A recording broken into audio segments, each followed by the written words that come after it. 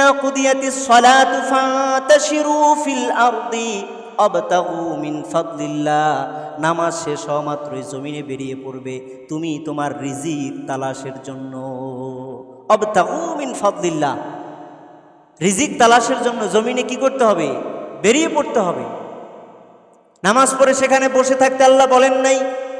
এখানেই বোঝা যায় বান্দা রিজিক তালাশ করতে হলে জমিনে বিচরণ করতে হবে, পরিশ্রম করতে হবে, নচেত কারো ঘরে দৌড়াইয়া রিজিক চলে আসবে না। কথাকে আমি বুঝাইতে পারলাম?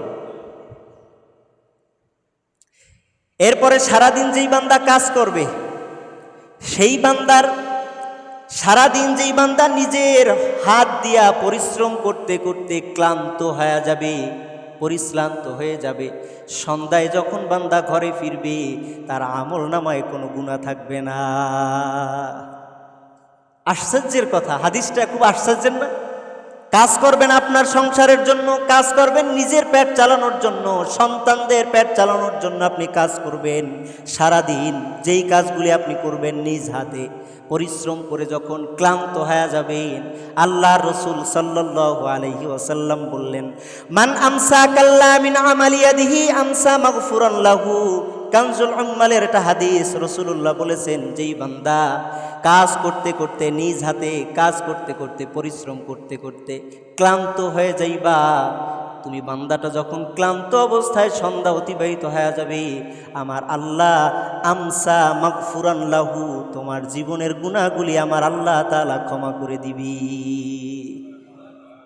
তাহলে কাজের দ্বারা বরকত আছে না নাই?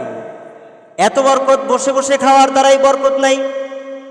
বসে খাওয়া এটা ইসলাম সমর্থন করে না। ইসলাম যেখানে কোরআন কারীম বলে দিয়েছে নামাজ হলে বাইরে যাইবা, কেন যাইবা? রিজিক তালাশ করবা। বসে থাকার কথা কিন্তু কোরআনে নাই, হাদিসের ভিতরে বসে থাকার কথা নাই, বরঞ্চ বলা আছে বান্দা যখন কাজ করতে করতে ক্লান্ত হয়ে যাবে, সন্ধ্যাবেলা বান্দার আমল নামার গুনাহ আমার আল্লাহ তাআলা ক্ষমা করে দিবি। এটা চিন্তা করেন তো, কত মজার কথা। আমরা তো মনে করি শুধু নামাজ পড়া রোজা রাখাই ইবাদত, এর বাইরেও আপনি যা করবেন সবই ইবাদত। কাজ করার মাধ্যমে, আপনার পরিশ্রম করার মাধ্যমে আল্লাহ আপনার গুনাহগুলি মাফ করে দিবে। সারাদিন অফিসে বসে থাকতে থাকতে পিঠ কোমর ব্যথা হয়ে গেছে, ব্যথা হইলে সমস্যা নাই, সন্ধ্যাবেলা ওই ক্লান্ত শরীরের গুনাহ আল্লাহ ক্ষমা করে দেয়।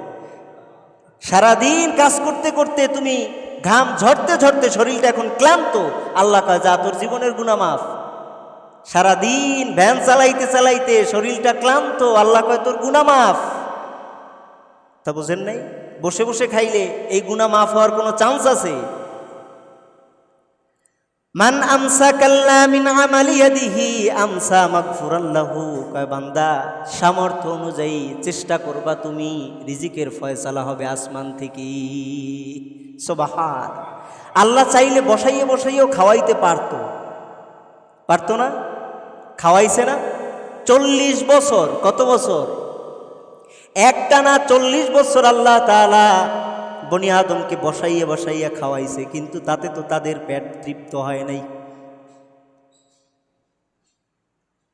তাতে তাদের পেট তৃপ্ত হয় নাই। মুসা নবীর উম্মতদেরকে আল্লাহ একাধারে 40 বছর বসাইয়া খাওয়াইছে, কোনো কাজ নাই। সকালে দরজা খুলতো, দরজার সামনে খাবার নিয়ে ঘরে উঠতো, আর কোনো কাজ নেই। আপনি চিন্তা করেন তো, তাদের জন্য কত সুন্দর খাবারের ব্যবস্থা আল্লাহ তাআলা করছেন। কারণ আল্লাহ তো জানিয়ে দিয়েছেন, আল্লাহু খায়রুর রাযিকিন, নিশ্চয়ই আমি আল্লাহ হলাম উত্তম রিজিক দাতা। সুবহানাল্লাহ পড়েন। আল্লাহ কি রিজিক দাতা? সর্বশ্রেষ্ঠ রিজিক দাতা হলো আল্লাহ। আল্লাহু খায়রুর রাযিকিন, আল্লাহর থেকে উত্তম রিজিক দাতা আর কেউ নাই, কেউ হবেও না। রিজিক দাতা একমাত্র আল্লাহ। তোমার অভাবের সময় তাকে ডাকো, ভালো অবস্থায়ও তুমি বান্দা তাকেই ডাকো। কারণ একভাবে মানুষের জীবন যায় না, মানুষের জীবন শুরু থেকে শেষ পর্যন্ত একভাবে যায় না। কোনো না কোনো সময় টুকিটাকি অভাব মানুষের জীবনে আসে, আল্লাহর পরীক্ষা। এই পরীক্ষার সময় যেমন মাওলাকে ডাকবা, যখন ভালো অবস্থানে থাকবা তখনও আল্লাহকে ডাকবা। অভাব চিরদিন থাকবে না, আবার তোমার ভালো অবস্থানও কিন্তু চিরদিন আশা করা যায় না। সবসময় হাতে সমানভাবে টাকা থাকে? সব মানুষ চিরদিন বড় লোক থাকে না, সবার সম্পদই শান্তি দেয় না। বড়লোক কাকে বলা হয়? ধনী কাকে বলবেন আপনি বলেন তো? জমিনের ভিতরে সব থেকে ধনীকে, যার ঢাকার শহরে বা অস্ট্রেলিয়া বা আমেরিকা যার 10টা বিল্ডিং আছে, সে কি ধনী? বাহ্যিক দৃষ্টিতে দেখতে মনে হয় তার 10টা বিল্ডিং আছে, আসলে সেও তো মানুষের কাছে ঠেকা। সেও কি? যত বড় ধনী তত গরিবের কাছে আরো তার মাথা নত করতে হয়। কারণ আমাদের মতো যারা গরিব আছে, এরা নিজের পাঞ্জাবিটা নিজে ধোয়, নিজে ভাত রান্না করে নিজে খায়, কোনো অসুবিধা হয় না। নিজে খেতে ফসল ফলাইয়া খায়, এ শক্তি গরিবের ভিতরে আছে না নাই? গরিব মানুষটা সারাদিন কাজ করে সন্ধ্যাবেলা খাবে, মনের ভিতরে তৃপ্তি নিয়ে খাবে। আর ধনী মানুষটা কিন্তু তৃপ্তি নিয়ে সকাল থেকে সন্ধ্যা করতে পারে না। আপনি ধনী কাকে বলেন? ধনী তো আল গিনা গিনান নাফস, নবীজি হাদিসের ভিতরে বলে ধনী তো ওই ব্যক্তি যার অন্তর ধনী। সুবহানাল্লাহ পড়েন। ধনী হলো ওই ব্যক্তি যার অন্তর ধনী।